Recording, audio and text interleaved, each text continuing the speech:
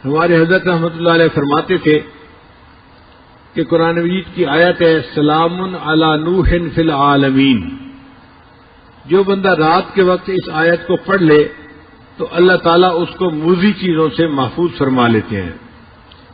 حضرت فرماتے ہیں کہ ہم چھوٹے بچے تھے، رات کو جب گھر سے نکلنا ہوتا تھا تو مائیں اپنے بچوں کو بتاتی تھیں کہ بچوں پہلے یہ آیت پڑھو پھر باہر نکلو تو سانپ بچھو اور موذی چیزیں تمہیں نقصان نہیں پہنچائیں گی. تو حضرت فرماتے تھے ہم ان کو پڑھا کرتے تھے اور ہمیں چیزوں کا نقصان نہیں ہوتا تھا. اس آیت کے عجیب اثرات ہم نے اپنی زندگی میں دیکھے ہیں. اگر آدمی کسی بھی موذی چیز سے بچنا چاہے اس آیت کو پڑھ لے اللہ تعالیٰ حفاظت فرما دیتے ہیں.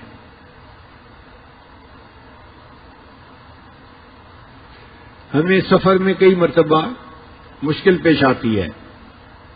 ہمارے بیگ کے اندر کتابیں ہوتی ہیں مطالعے کے لیے یا بیانات کے نوٹس وغیرہ ہوتے ہیں، اور آج کل مختلف ملکوں میں ایئرپورٹ کے اوپر دینی لٹریچر جو ہے اس کی بہت زیادہ سختی ہے. یعنی ایسے تو کسی کے پاس سے اسلحہ نکل آئے تو اتنی سختی نہیں کرتے جتنا دینی کتاب کوئی نکل آئے تو اس پر سختی کرتے ہیں.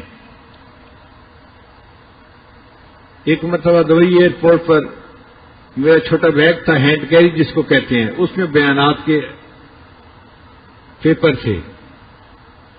تو جب پاسپورٹ چیک کروانے کے بعد ہم آگے نکلے تو مشین والے نے چیک کیا اور اس نے میرا بیگ کھول کر دیکھا اور مجھ سے پوچھا کہ یہ کیا ہے. میں نے اسے بتایا کہ بھئی یہ میرے نوٹس ہیں، میں نے کتاب پڑھی اور جو مجھے پسند آئی بات وہ میں نے اس کے اوپر لکھ لی ہے. خیر وہ بندہ خاموش ہو گیا، اس نے بیگ بند کر دیا. جب آگے نکلے تو آگے ایک اور بھی چیک پوسٹ تھی. انہوں نے دوبارہ پھر بیگ کو چیک کیا. میں بڑا حیران، بھئی ایک دفعہ چیک کر لیا ہے تو کافی ہے. دوسری دفعہ پھر چیک کیا. اب جب انہوں نے چیک کیا اور بیگ کھولا تو اس کے اندر کاغذات کو دیکھتے ہی پولیس والا فون کرنے بیٹھ گیا. اب میں حیران سوچ رہا ہوں کہ یا اللہ یہ اپنے کسی افسر کو بلاتا ہے یا کس کو بلاتا ہے اور اس کو کیا چیز نظر آ گئی جو اتنی اہم ہے کہ کسی کو بلانے کی ضرورت پڑ گئی. تھوڑی دیر کے بعد ایک خاتون آ گئی اور اس نے آ کے میرے بیگ کو دیکھنا شروع کر دیا. اب وہ ایک ایک کاغذ کو پڑھ رہی تھی. اللہ کی شان کہ اس میں بخاری شریف کی جو اختتامی حدیث ہے اس کے نوٹس تھے. اس نے دیکھتے ہی مجھ سے پوچھا یہ بخاری شریف کی آخری حدیث کے نوٹس ہیں؟ میں نے کہا اچھا تم تقریریں کرتے ہو؟ میں نے کہا جی. پھر اس نے کہا اس کا مطلب یہ ہے کہ تم عالم ہو، یہاں بھی تقریریں کرو گے؟ میں نے کہا نہیں، ابھی تو میں یہاں پر 2 دن رکنے کے لیے آیا ہوں، پھر میں آگے جاؤں گا. وہ کہنے لگی کہ میں عالمہ ہوں اور مجھے انہوں نے صرف اسی لیے رکھا ہوا ہے کہ میں لوگوں کے پاس جو دینی لٹریچر ہے اس کو دیکھوں اور ان کو یہاں پہ روکوں. پھر اس نے میرے سارے نوٹس دیکھے، ان کے عنوان پڑھے تو مجھے کہنے لگے کہ آپ کسی خاص فقہ کے اوپر تقریریں کرتے ہیں؟ میں نے کہا نہیں، میں مسائل کے بارے میں تقاریر نہیں کرتا، میں اصلاحی تقاریر کرتا ہوں.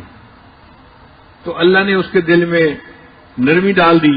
وہ مجھے کہنے لگی کہ آپ اپنے بیگ کے اندر کاغذات نہ لے کے چلا کریں، آپ کو کسی دن ایئرپورٹ پہ روک لیا جائے گا اور آپ کو جو ہے مشکل میں پڑ جائیں گے آپ. اب ہمیں فکر لاحق ہوئی کہ یا اللہ یہ تو روز کا معاملہ ہے، کریں تو کیا کریں. پھر وہ مجھے کہنے لگی تھی کہ آپ یہ نوٹس کیوں ہر وقت ساتھ رکھتے ہیں؟ کتابیں آپ نے کیوں رکھی ہوئی ہیں؟ یہ 2-3 کتابیں تھیں. میں ان کا مطالعہ کرتا ہوں ہر وقت بیٹھ کے.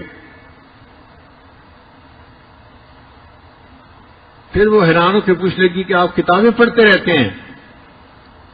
تو میں نے اسے کہا کہ اس عمر میں اب کتابیں نہیں پڑھوں گا تو کیا ویڈیو گیم کھیلوں گا بیٹھ کے. تو اس بات پہ وہ ہنس پڑی، کہنے لگی اچھا ٹھیک ہے آپ جائیں. تو میری جان چھوٹ گئی. پھر اس کے بعد ہمیں پریشانی ہوئی کہ یا اللہ اب ان نوٹس کا کیا کریں، ہمیں ضرورت بھی پڑتی ہے، مختلف جگہوں پہ جانا ہوتا ہے، کبھی یہ بیان کرو کبھی وہ بیان کرو، تو نوٹس کا ہونا بھی ضروری اور ہیں بھی پابندیاں. تو ذہن میں خیال آیا کہ ہم قرآن مجید کی اس آیت کو کیوں نہ پڑھ لیا کریں. چنانچہ اس کے بعد تقریباً 8 سال ہو گئے ہیں یا 10 سال، میں جہاں جس ایئرپورٹ پہ بھی جاتا ہوں، جہاں بیگ چیک کرنے کی مشین ہوتی ہے یا عملہ ہوتا ہے، میں یہ آیت پڑھ کے ان پہ پھونک دیتا ہوں، وَجَعَلْنَا مِن بَيْنِ أَيْدِيهِمْ سَدًّا وَمِنْ خَلْفِهِمْ سَدًّا فَأَغْشَيْنَاهُمْ فَهُمْ لَا يُبْصِرُونَ۔ اللہ کی شان دیکھیں کہ پچھلے پھر 8-10 سال میں پھر کسی نے کبھی مجھے کھڑا نہیں کیا۔ تو جہاں آپ کو کسی موذی سے ایذا کا ڈر ہو، اس وقت یہ آیت اگر پڑھ دی جائے تو یہ انسان کو فائدہ دیتی ہے۔ پھر ہم نے اس کا تجربہ اور بھی کیا کہ مثلا ایک بچی ہے، اس کی شادی ہوئی اور اب اس کو ساس بہت تنگ کرتی ہے، اس نے جینا حرام کیا ہوا ہے، یا اس کی نند ہے وہ اس کو تنگ کرتی ہے، تو ہم نے کہا کہ بھئی آپ صبح صبح اٹھا کریں، فجر کی نماز بھی پڑھا کریں اور یہ آیت پڑھ کے ان پہ دم کر دیا کریں، اللہ تعالیٰ ان کے شر سے حفاظت فرمائیں گے۔ ہم نے جتنے بندوں کو یہ بات بتائی 100% اس کا نتیجہ پایا ہم نے، ہر بندے نے کہا اللہ نے ہمیں ان کے شر سے نجات عطا فرما دی۔ پھر اس کا ایک اور بھی استعمال ہے کہ بعض بچیاں گھر سے نکلتی ہیں تو اوباش لڑکے ان کو تنگ کرتے ہیں، کالجوں یونیورسٹیوں میں جو لڑکیاں جاتی ہیں، تو اگر وہ اس آیت کو پڑھ کے پھونک دیا کرے تو راستے میں کوئی ان کو تنگ نہیں کرے گا، کسی سے ان کو ایذا نہیں ملے گی، اللہ ان کی حفاظت فرمائیں گے۔ تو اس آیت کے بہت سارے فوائد ہیں جو انسان ظاہری زندگی میں بھی حاصل کر سکتا ہے۔ وَجَعَلْنَا مِن بَيْنِ أَيْدِيهِمْ سَدًّا وَمِنْ خَلْفِهِمْ سَدًّا فَأَغْشَيْنَاهُمْ فَهُمْ لَا يُبْصِرُونَ۔